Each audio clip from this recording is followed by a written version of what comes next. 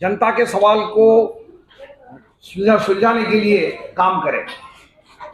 2024 का इलेक्शन हमारे देश के लिए देश आगे बढ़ने वाला है या पीछे जाने वाला यह तय करने वाला इलेक्शन है। जिसको हम जमहूरियत कहते हैं, लोकशाही कहते हैं, उसको खतरा है और ये खतरे में डालने वाली सरकार को हराना जिस जनता के लिए यह लोकशाही है उसका फर्ज है, ऐसा मैं समझता हूं। और यही बात मेरे दो साथी बड़ी ही इमोशनल होकर कह रहे थे। मैं ये बताना चाहता हूं कि हमारा देश आज एक बहुत कठिन आर्थिक समस्या का सामना कर रहा है। अडानी और कुछ सवाल जो खड़े होते हैं वो भ्रष्टाचार के सवाल है, लेकिन भ्रष्टाचार से भी कई मजबूत सवाल हमारे सामने खड़े हैं। बेरोजगारी बढ़ रही है, महंगाई बढ़ रही है, फेडरलिज्म जिसको हम कहते हैं वो भी संकट में आया हुआ है। और ये सभी सवालों को हल करने के लिए इस सरकार के पास कोई दूसरा चारा नहीं है, दूसरा रास्ता नहीं है। अभी हमने देखा होगा कि हाल ही में सुप्रीम कोर्ट ने और बंबई हाई कोर्ट ने धर्म और राजनीति का साथ निभाना, दोनों को साथ में लेके जाना, ये हमारे देश के लिए एक बहुत बड़ी खतरा है, ऐसा बार बार कहा है। जिस प्रदेश से मैं आता हूं, महाराष्ट्र में, वहां पर पिछले दो महीनों से लगातार कुछ लोग मीटिंग लेकर लोगों को भड़काने की बात कर रहे हैं, दोनों धर्म में झगड़े लगाने की बात कर रहे हैं और माहौल खराब कर रहे हैं, जो हमारे देश के जमहूरियत के खिलाफ है। हमारे देश की जो कॉन्स्टिट्यूशन, जो संविधान है, उसकी जो मूल धारणा है धर्मनिरपेक्षता की, भाईचारे की, उसके खिलाफ वो लोग काम कर रहे हैं, लेकिन उनके ऊपर कोई एक्शन नहीं लिया जाता है। इसीलिए हाईकोर्ट ने चिंता व्यक्त की।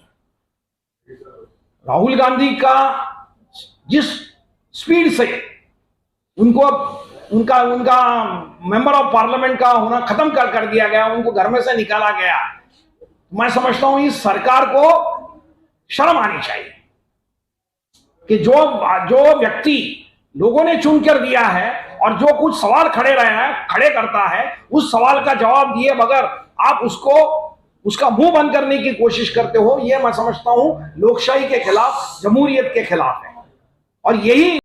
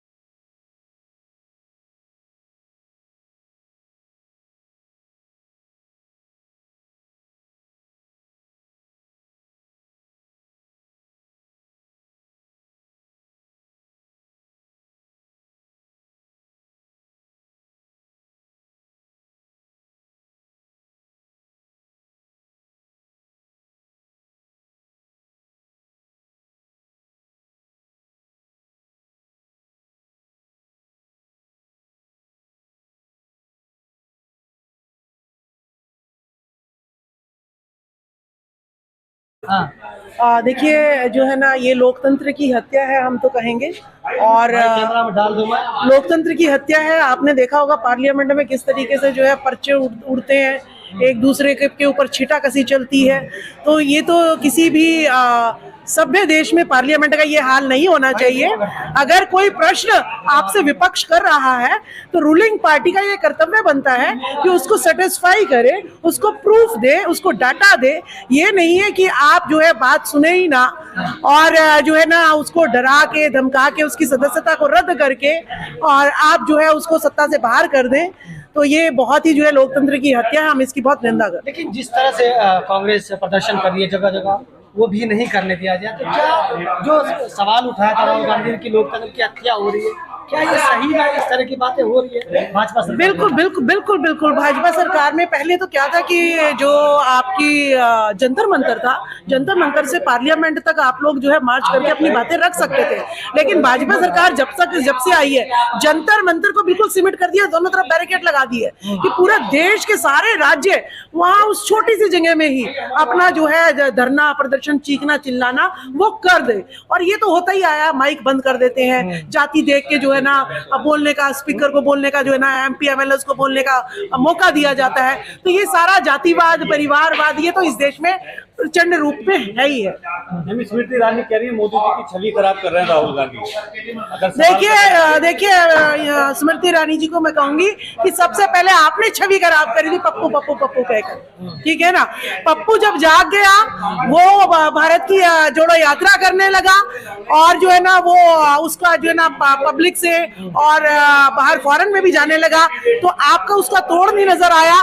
तो या तो आपने उसको जो है इसीलिए उसको बर्खास्त कर दिया कि कहीं जनता जो है इससे जुड़ ना जाए और दोबारा कांग्रेस की सरकार ना आ जाए। तो पहले तो छवि आपने खराब करी थी। अगर वो पप्पू था तो अभी आपको याद आया, पहले नहीं याद आया जब आप विपक्ष में थे। जब विपक्ष में थे तब भी तो ये सवाल उठा सकते थे। तो ये जो है छवि पहले तो इन बीजेपी ने खराब करी है, ठीक है ना। कोई पप्पू किसी का भी नाम हो सकता है, पप्पू का मतलब खराब नाम नहीं होता। अब पप्पू जिसका नाम है वो केस कर सकते हैं, महारानी का दावा कर सकता है। यानी पप्पू तो आपने सबसे पहले बीजेपी वालों पे होना चाहिए वो कि भाई जो आदमी पप्पू है, पप्पू का मतलब तो इन्होंने पागल करार कर दिया था।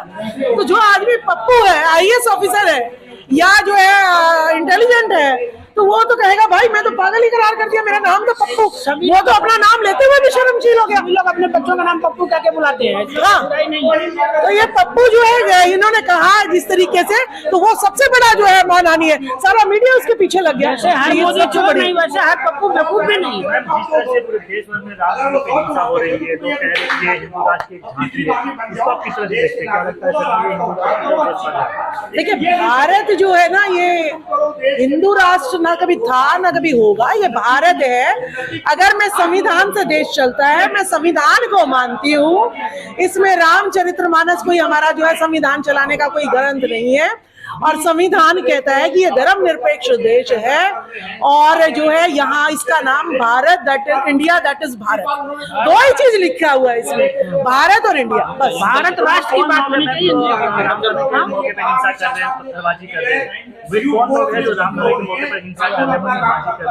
ये इन्हीं के लोग हैं, नेता ही करवाते हैं ये लोग।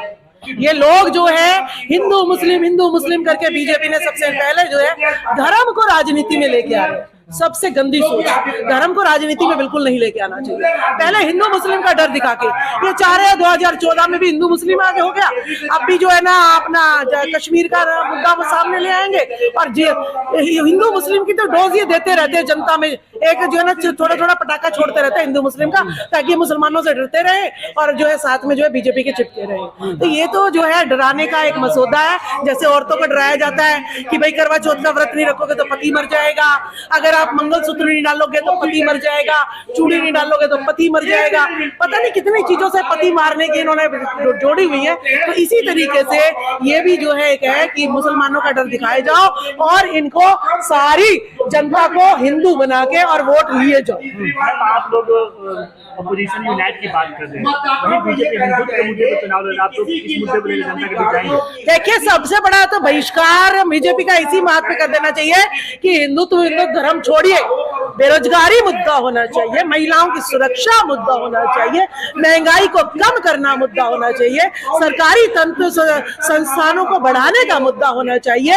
बाहर हमारे देश से बच्चे यूक्रेन में पढ़ने जा रहे हैं, छोटी सी कंट्री, वो तो हॉस्पिटल बना रही है, यूनिवर्सिटी बना रही है। हमारे देश के बच्चे जो है जब यूक्रेन का युद्ध हुआ इतनी बुरी दहशत में जिए हैं वो लोग, और अब फिर भी वो जो है यूक्रेन से ही और जॉर्जिया से ही वो जो है ना दूसरे छोटे देशों से अपनी डॉक्टरी कंप्लीट कर रहे हैं, क्योंकि भारत में तो सिर्फ और सिर्फ राम मंदिर का मुद्दा चल रहा है।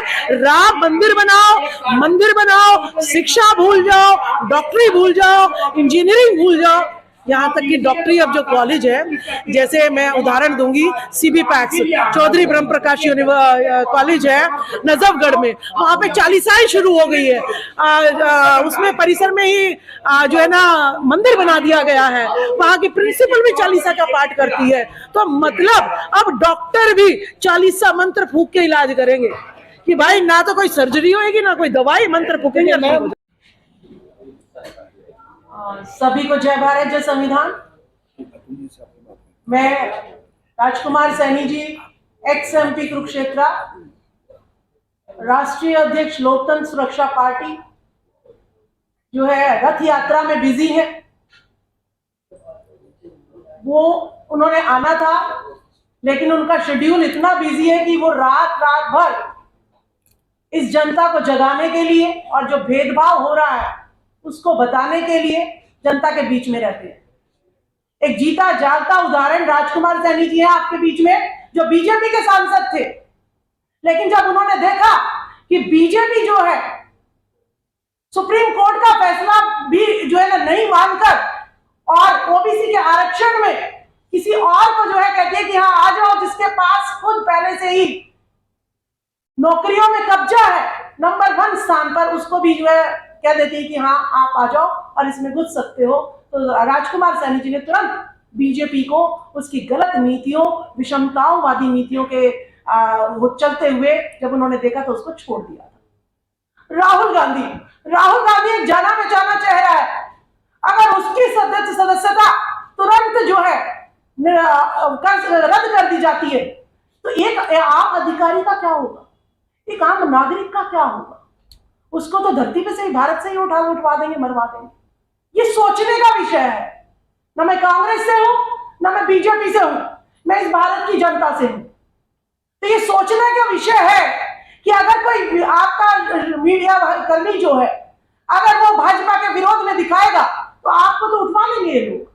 तो ये सब के सोचने का विषय है कि लोकतंत्र की हत्या इतनी निर्ममता से और इतनी जल्दबाजी में क्यों की जा रही है कि राहुल गांधी की पद यात्रा से पहले राहुल गांधी को पप्पू घोषित किया, अब वो काम कर रहा है तो उसके काम से डर से आप लोग क्या उसको जो है कि कहीं ये आगे कुछ ना बढ़ जाए और ना बढ़ जाए, तो आप उसका सामना नहीं कर पा रहे हैं, इसीलिए आपने उसका अपने रास्ते में से कांटे को हटा दिया है। या तो ये सिद्ध होता है, या ये जो आपके काले कारनामे हैं, जो अपने लोगों को आप जो हिंडनबर्ग ने जो रिपोर्ट दी है अडानी के लिए कि उसका मुद्दा सामने ना आए। देखिए पार्लियामेंट किस लिए होती है, विपक्ष किस लिए होता है कि देश में कुछ भी गलत हो रहा है तो पार्लियामेंट में उस पर क्वेश्चन किया जाए गवर्निंग पार्टी से कि आपके यहाँ ऐसा क्यों हो रहा है, आप उसको शेक क्यों दे रहे हो, लेकिन आप उसका जवाब देने की बजाय मुझे सस्पेंड कर देंगे, मेरी सदस्यता रद्द कर देंगे, तो विपक्ष तो बोल ही नहीं पाएगा।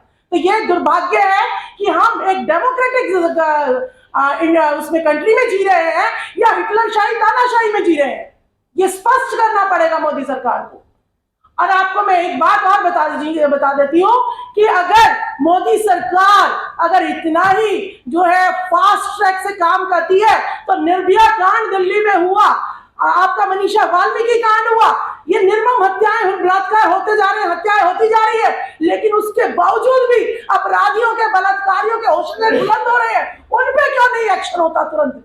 क्यों महिलाएं 50% इस देश की आज भी अपनी सुरक्षा के लिए जो है तार अभी एक नई नवेली यूपी में ही नई नवेली दुल्हन के लिए साथ जो है रेप हुआ और उसकी जो है दुर्दशा जो है आपके सामने है ये सब, तो उस पर कोई फास्ट ट्रैक एक्शन क्यों नहीं होता? कोई कोर्ट क्यों नहीं एक्शन लेती इन बलात्कारियों के खिलाफ?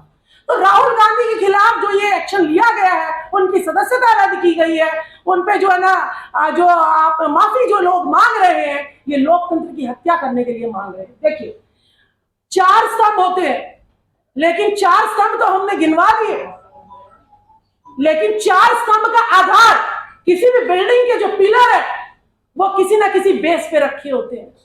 तो जो हमारा डेमोक्रेटिक कंट्री है इसके 4 पिलर हैं।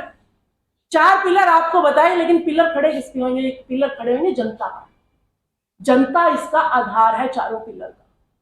और इस जनता को 85% जनता को आपने तिल तिल कर बेरोजगारी की कगार पर खड़ा कर दिया है। महिलाओं को दोबारा से आप लोगों ने उसी दहशत में जीने के लिए मजबूर कर दिया है। मुश्किल से सावित्रीबाई फुले जी, फातिमा शेख जी ने हमें जो है बोल्ड बनाया था, शिक्षित बनाया था। हम जो है बाबा साहब अम्बेडकर जी, साहू जी महाराज जी, वीपी सिंह जी के जरिए हमें आरक्षण मिला, हम नौकरियों में आई। लेकिन आज जो दहशत हम देख रहे हैं, अपनी बेटियों को, अपनी बहनों को ये नहीं कह सकते कि आप मीडिया कर्मी, मीडिया जो है ना रात को जाइएगा, कहीं की भी कवरेज कर लीजिएगा। ये आजादी आज भी मुझे नहीं मिली है। बेटी पढ़ाओ बेटी बचाओ का नारा गलत है। मैं ना बीजेपी के खिलाफ हूं, ना मैं सिर्फ नेताओं के खिलाफ हूं जो भ्रष्टाचार को, जो बलात्कार को और जो लोकतंत्र को और जो संविधान की हत्या करने में लगे हुए हैं। मैं उन सारे नेताओं के खिलाफ हूं। अगर एक्शन लेना है तो सबके खिलाफ इलेक्शन लो। जितने भी क्रिमिनल बैठे हैं, सारे क्रिमिनल्स को, मैं खुद इलेक्शन लड़ चुकी हूं। मैं एक सरकारी नौकरी पर थी और राजकुमार सैनी जी की पार्टी से मैंने सोनीपत लोकसभा से चुनाव लड़ा। देखिए, आपको ईमानदार नहीं चाहिए, आपको टीचर नहीं चाहिए। अगर मैं कोई क्रिमिनल होंगी, मेरे पास पैसा होगा तो वोट खरीद सकती हूँ। मैं ईवीएम में अपने जो है कितने भी घोटाले करवा सकती हूँ। तो मेरे पास जो है पैसा कैसे आएगा 2 नंबर का जब मैं गलत काम करूंगी? यानी आपको नेता बनना है तो पहले भ्रष्टाचारी होना पड़ेगा। ये सिस्टम बदलना पड़ेगा। यह सिस्टम सभी पार्टियां अपना रही हैं और 2024 में भी अगर यह विपक्ष एक नहीं हुआ, अपने अपने स्वार्थ में, कभी ब्राह्मणवाद हावी हो रहा है, कभी पूंजीवाद हावी हो रहा है, कभी परिवारवाद हावी हो रहा है, इस जनता को कितने वादों में आप जो है पीटोगे? हमें यह समझ नहीं आ रहा है। तो इन सारे वादों से आपको ऊपर उठना पड़ेगा। परिवारवाद से, जातिवाद से, सारी पार्टियां जातिवाद में लगी हुई हैं। जातिवाद से ऊपर उठिए। धर्म के नाम पर राजनीति नहीं कीजिएगा। राजनीति करनी है तो योग्यता के नाम पर कीजिए। शिक्षा मंत्री जिसका शिक्षा से दूर दूर तक कोई लेना नहीं देना नहीं है, चाहे वह आपके किसी भी पार्टी के शिक्षा मंत्री हो। मैं शिक्षा विभाग से रिलेटेड हूं, इसीलिए मैं उनका टॉपिक उठाया है। तो मेरा यही कहना है कि ये सोशल मीडिया वाले भी, मैं आपको एक बात बताती हूँ, अपनी व्यूअर्स बढ़ाने के चक्कर में कोई गलत खबर कि भाई गलत खबर से इससे जो है मुझे पैसे मिल रहे हैं, वो गलत खबर आपकी आने वाली पीढ़ी का, आज तो आपको पैसे मिल रहे हैं लेकिन आपकी आने वाली पीढ़ी का रोजगार भी छीनेगी, उसका सम्मान भी छीनेगी, उसका मान भी छीनेगी और वोट का अधिकार भी छीनेगी। तो इसीलिए आप लोगों से भी अपील है मेरी कि आप जो है सही खबर के साथ खड़े होइए, चाहे आपको व्यूअर्स कम मिले या ज्यादा मिले। राजकुमार सैनी जी की रथ यात्रा, चौथे चरण की रथ यात्रा खत्म हो गई है, 5वें चरण की उनकी रथ यात्रा चल रही है। वो गली बाजार चौराहों पर सिर्फ और सिर्फ वो डाटा लेके जा रहे हैं कि देखिए, हिंदुत्व के नाम पर आपकी वोट तो ली जा रही है लेकिन गवर्नर आपके नहीं, सुप्रीम कोर्ट, हाई कोर्ट में जजेस आपके नहीं। आपको जब सीएम बनाना होता है तब आपके लोग नहीं मिलते हैं इनको। आईएएस आईपीएस बनाना होता है तो 314 बच्चे ओबीसी के जो है आपने जो है क्रीमी लेयर लगा के हटा दिए। ये क्या है? ये इस देश के लोकतंत्र की हत्या है या नहीं है? तो हम तिल तिल करके आप नौकरियों में मार रहे हो, जो आपके लिए सवाल उठा रहे हैं, आपसे प्रश्न पूछ रहे हो, उनको खत्म कर रहे हैं। तो ये देश जो है, मैं तो खुद सोच रही थी कि बाहर के देशों में मुझे जाना चाहिए और उनसे अपील करनी चाहिए कि भारत में आज भी महिलाएं 4 वर्ण बनाए गए, ब्राह्मण, वैश्य, क्षत्रिय, वैश्य और शूद्र, और महिलाएं तो शूद्र से नीचे भी आती है। ये आज भी पैरों की जूती है, चाहे वो पढ़ी लिखी महिला क्यों ना हो। ये सब हम फील करते हैं। तो हम चाहते हैं कि अगर मेरे देश में ऐसी कोई सरकार नहीं बनती है तो हमें मजबूरन महिलाओं को भी बाहर के देशों में जाके ये कहना पड़ेगा कि हम भारत में सुरक्षित नहीं है। तो राहुल गांधी पे क्या करो ना, हमारी भी सदस्यता। मैं सस्पेंड हो चुकी हूँ अपनी नौकरी से। जब नौकरी खो दी, आप क्या मेरे जीवन ले लोगे? जैसे बाबू जगदेव प्रसाद कुशवाहा जी की, जिन्होंने कहा कि 10 का शासन 90 पर नहीं चलेगा, नहीं चलेगा। 90 भाग शोषित है, इसका जो है धन, जमीन, शासन, सत्ता, प्रशासन पर इसकी हिस्सेदारी होनी चाहिए। हमें आरक्षण नहीं चाहिए, हमें भीख नहीं चाहिए। ये मेरे नेताओं की कमजोरी है। जितने भी बैकवर्ड के, जितने भी SC ST के, जितने भी माइनॉरिटी के MP MLA बैठे हैं, आज सरकार गिरा सकते हैं, लेकिन अपने स्वार्थों में लिप्त है। अपना बिजनेस चमकाना है क्या तुमको? अपने जनता की लाशों पर आप अपने बच्चों के लिए महल खड़ा करना चाहते हो। अगर आप लोग एक नहीं हुए, हम नहीं चाहते किसी की सरकार गिरे, आप सबका हिस्सा सबको दिलवा दीजिएगा। राजकुमार सैनी जी कहते हैं 100% आरक्षण, जिसकी जितनी संख्या बारी उतनी उसकी हिस्सेदारी।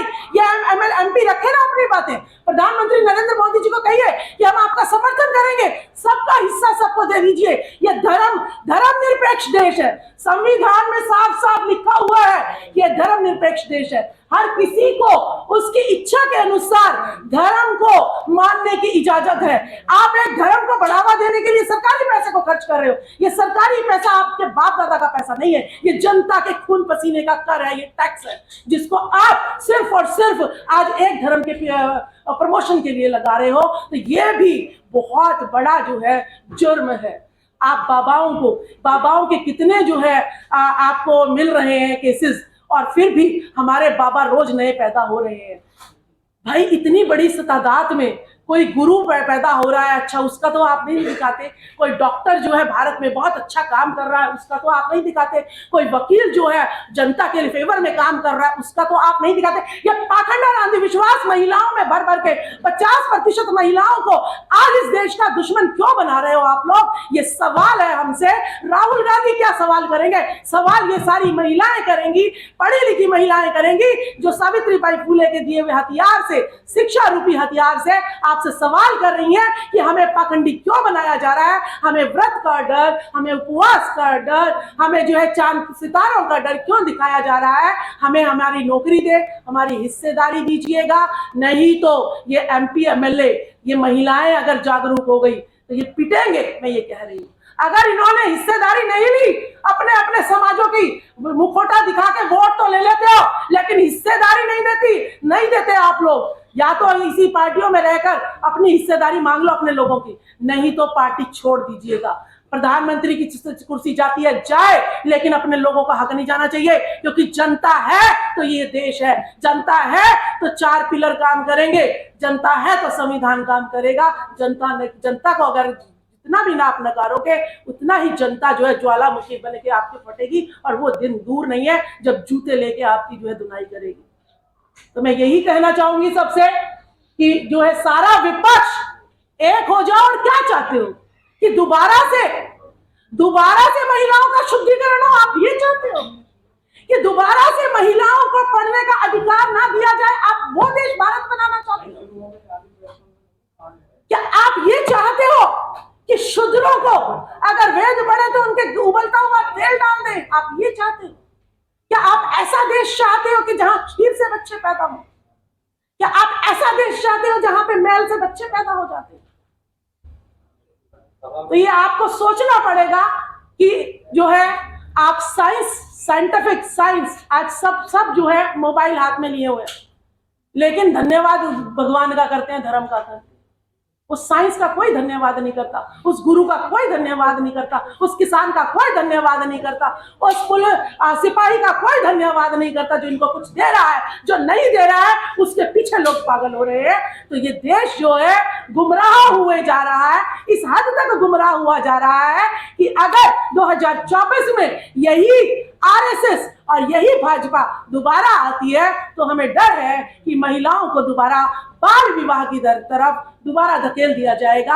हमें पढ़ाई तो दूर, हमारी जो है शादी कर दी जाएगी, और अगर हम विधवा हो जाएंगे तो हमें बाल कटवा के मुंडवा के रो रो के अपने घर में दोबारा से वही दिन हमारे वापस आ जाएंगे। फिर कोई नई सावित्रीबाई फुले, नई फातिमा शेख, नई ज्योतिबा फुले, नए बाबा साहब भीमराव अंबेडकर, पेरियार, ललाई सिंह यादव फिर पैदा होंगे, और हजारों साल फिर लगेंगे, और फिर जाके फिर हम जो है दोबारा जो है अपनी आजादी पा पाएंगे।